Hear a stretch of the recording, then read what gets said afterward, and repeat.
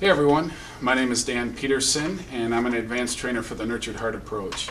I wanted to let you know of a new resource that's available for those of you that are interested in additional ways to implement the Nurtured Heart approach in your home, your school, or your office. It's an ebook that I created along with some other advanced trainers, some parents, teachers, even some clients that is geared towards giving you hands-on, concrete ways to implement this approach in whatever setting you work in.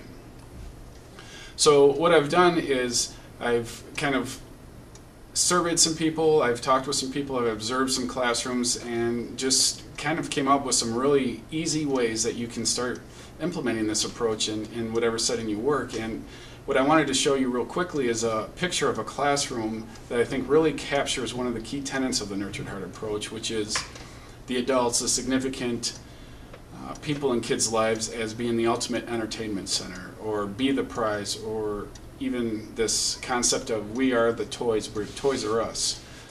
This idea really kind of speaks to the heart of what kids truly need, and that's a connection, a relationship, a sense of belonging with their teacher, their parent, their therapist, their significant caregiver. And that a lot of the behavior they have is really rooted in how do I get that relationship need met.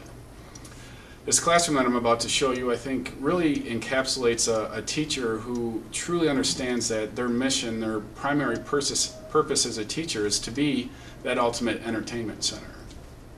Traditionally, what you'll see in classrooms are classrooms where desks are set up in pods, where all the students are kind of just in different clumps or in different rows, but usually the teacher is either at the front or the side of the class. And when a kid becomes disruptive or becomes defiant or disrespectful, maybe even impulsive, they usually get sent to move their desk right next to the teacher.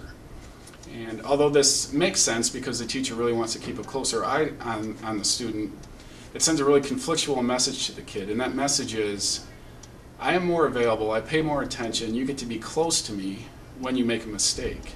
And although the student really truly wants that, and maybe being disruptive to get that need met, it actually sends this message that I'm more important to the teacher when I have problems.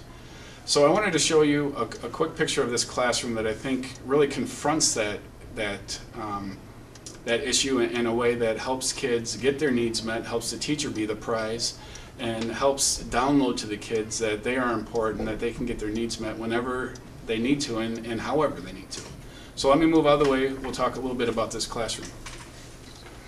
So here's what the classroom actually looks like. As you can see, the teacher's desk, which is, you know, the laptop, the projector.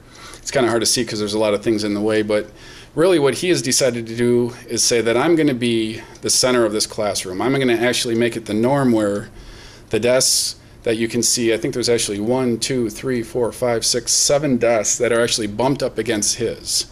Now, these aren't the kids that got bumped there because they're in trouble. These are the kids that maybe are impulsive, maybe energy challenged, maybe just kind of high needs, but he's made it the norm for them to be next to him.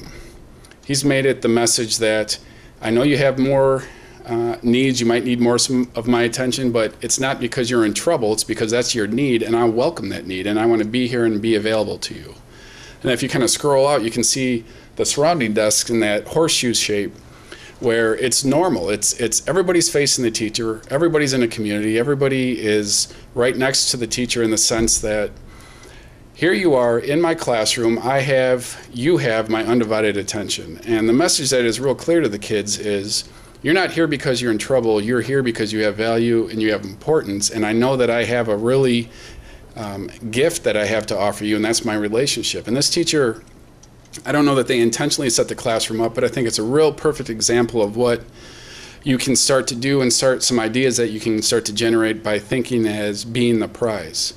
Now, this book that I have, it's called Creating Greatness, is, you know, geared towards a school system, geared towards classrooms, geared towards a therapist office, or even home, but a lot of the ideas are really interchangeable, so you can use it in whatever setting you want. I would really highly encourage you to invest in this resource. I think it was really helpful for myself and for some other people that I've been working with, and just giving them some really clear-cut tools to use to implement this approach, and I truly hope that you take advantage of it.